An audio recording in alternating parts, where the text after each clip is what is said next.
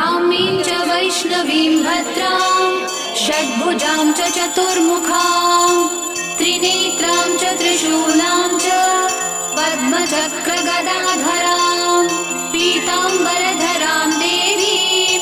नानालङ्कारभूषितां तेजःपुञ्जधरां श्रेष्ठां ध्यायेत् बालकुमारिकाम् ओङ्कारलक्ष्मीरूपेण विष्णोर्हृदयमव्ययम् विष्णुमानन्दमध्यस्थम् ह्रीङ्कारबीजरूपिणी ॐ क्लीं अमृतानन्दभद्रे सत्य आनन्ददायिनी ॐ श्रीं दैत्यभक्षरदां शक्तिमालिनि शत्रुमर्दिनी तेजःप्रकाशिनी देवी वरदा शुभकारिणी ब्राह्मी